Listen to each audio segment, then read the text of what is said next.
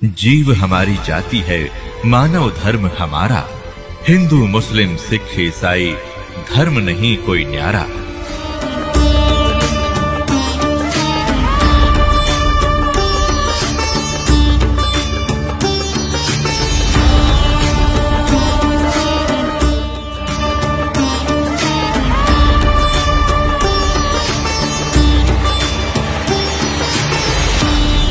धरता को करता कहें ये बड़ा अंदेशा मोही, पारस पद बैठा नहीं तो जिसको कहिए लो।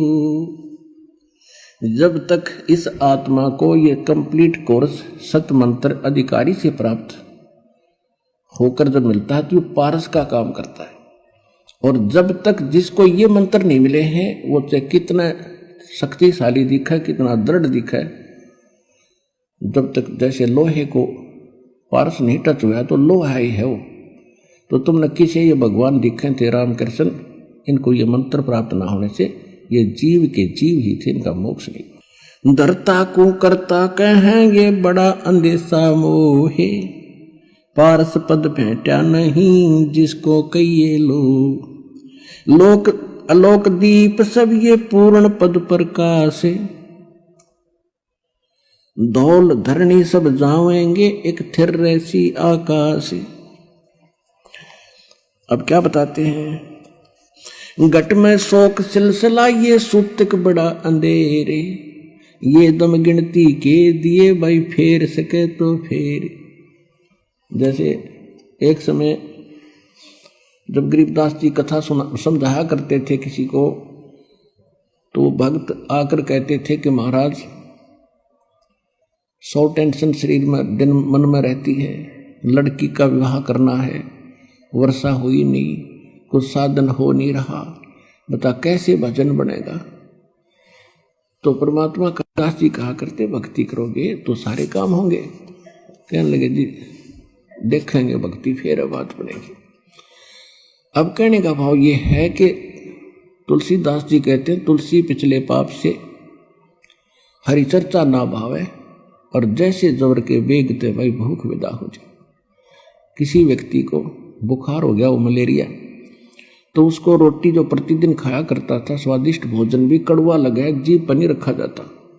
काजू किशमिश और संतरे सेब ये भी कड़वे लगते हैं। अब वो वस्तु पदार्थ कड़वे नहीं है, कड़वे उसके शरीर बुखार ने यानी जवर ने टेम्परेचर ने उसके बॉडी की व्यवस्था बिगाड़ दी, जिससे उसने मीठी वस्तु भी कड़वी लग रही है। इसी प्रकार जिन प्राणियों के ऊपर पाप कर्म का घना दबाव होता है, ये राम नाम के मनुखा दाख और सेब संतरे, यह तो घनी अच्छी चीज है, लेकिन उसको अच्छी नहीं लग रही, कतई स्वादिष्ट नहीं लगती, रुचि नहीं बनती। रागनी सुन लेगा, गाने सुन लेगा, कि तो नाच देख लेगा, कूदा उछल कर लेगा, राम नाम की कह देने का फिर देखूंगा। तो उसका कारण यह है कि उसके पाप कर्मों ने इतना डिस्टर्ब कर रखा है उसकी आत्मा को कि उसको अच्छा ही नहीं लगता। ऐसी कड़वी लगती है परमात्मा की वाणी जैसे उस रोगी को लगती है। उसका ट्रीटमेंट क्या है, को नींद खानी पड़ेगी, कड़वी कड़वी फांकी मारनी पड़ेगी, ना चाहते हुए भी खानी पड़ेगी। और जब छुटकारा न मौत है तो वो रोगी फिर नाच दी खाता है कुनीन, और फिर स्वस्थ हो जाता। जब देखा उसकी दशा, ऐसी भूख लगती है उसको कि सूखी रोटी हो ना, सब्जी ना हो घर पर, घर वाले के सब्जी बन जाए 10 मिनट डट जाए ना, सूखी दे दे। अब लगी भूख जबकि, और जब सब कुछ स्वादिष्ट बना कर दे रहे थे वो भी नहीं सुहा रहा था। तो इस प्रकार कहते हैं कि जिस व्यक्ति को परमात्मा समझाने की, गरीबदास जी समझाने की चेष्टा किया करते थे, तो वो यूं कहा करता जी बहुत काम है, फलाना काम है, ये करना है, वो करना है। अब कैसे कोई टेंशन हो जाती है, मंत्र भी ले लेते थे, भजन नहीं कर पाते थे, ये बहाने बनाते थे। अब जैसे एक समय एक दरोगा जी SHO पुराने समय में घोड़ी पे बैठकर किसी दूसरे गांव में जा रहा था किसी काम बस।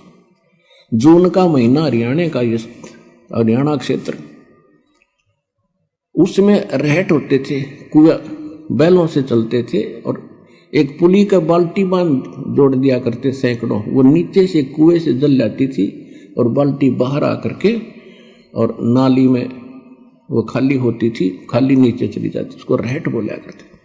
और वो बैलों से चलाया जाता था, तो जो वो कोल्लू बनाया जाता था वो भी चर चर करे, उसका लंबा एक पार्ट होया करे, लंबी लाठी लठ, वो भी चर चर करे। और वो जब वो रहट चालो वो पत्ती वो बाल्टी भी चर चर खड़ खड़ करे।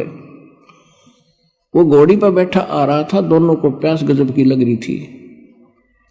अब दरोगा जी ने सोचा कि सामने पानी चल रहा है, पानी पिएंगे, घोड़ी को पिलाऊंगा। वहां निकट आया और वो घोड़ी में एक समस्या थी कि वो इस आवाज से बेदकगी फड़कगी। वो निकट आई और एकदम भाग के दूर खड़ी होगी। तो दरोगा जी ने कहा कि किसान, ये चोंचों को बंद कर दे भाई, मेरी घोड़ी डर रहा है। उसने वह बैल रोक दिए, वह चोंचों बंद होगी। जब तक वो घोड़ी लेकर निकट आए इतना पानी चला गया खेत में, वह खाली नाली थी, रेतीला जमीन थी और साथ पीगी। तो दरोगा ने कहा भी पानी निकाल, उसने फिर शुरू कर दिया और वो सारा चुर चो चुर चो हुई, घोड़ी फिर भागी। उसने कहा रे इस चोंचो ना बंद कर, वो फिर रोक दिए बैल। निकट आया, उसने फिर कहा पानी निकाल, वो फिर चला दिया, फिर भागी। तो किसान बोला दरोगा जी इस चोंचो में पी लो ना तो दोनों मरोगे, इस चोंचो बिना पानी निकले ना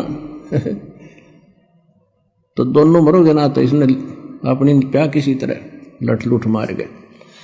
तो कहने का भाव ये है कि पुण्यात्मा, यहाँ गरीबदास जी क्या कह रहे हैं, घट में शोक सिलसिला ये सुतक बड़ा अंधेरे, ये दम गिनती के दिए तो फेर सके तो फेर।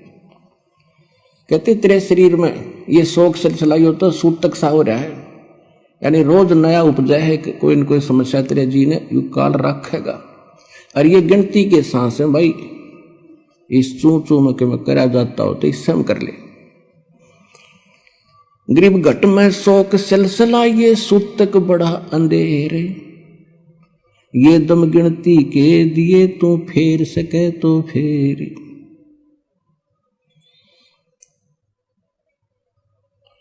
अब क्या बताते हैं, तोड़ पिंजरा ले गई ये मंजारी मुस्काले,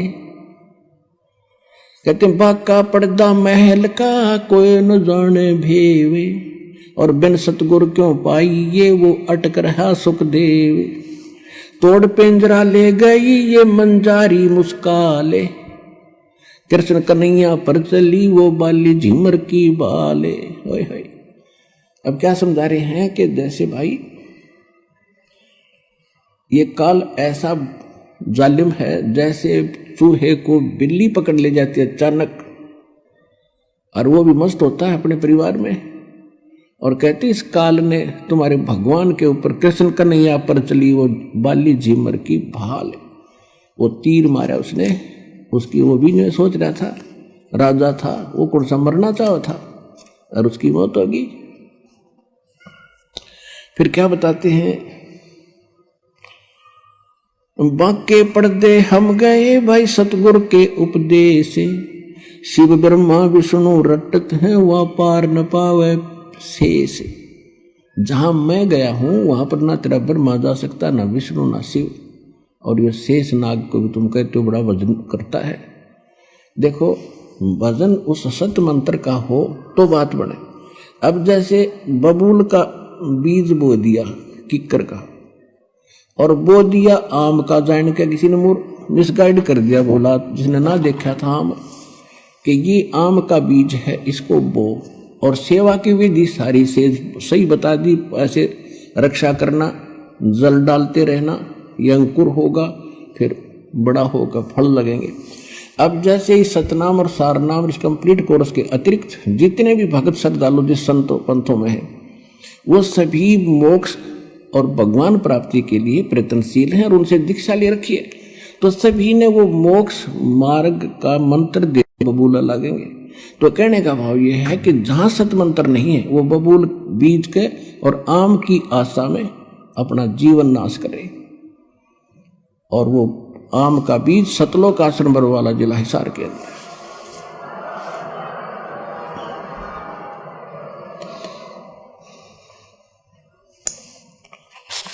अब इसमें बहुत बहुत ज्यादा प्रकरण है, बहुत बड़ा ग्रंथ है। समय आने पर आपको धीरे धीरे सभी सुनाएंगे।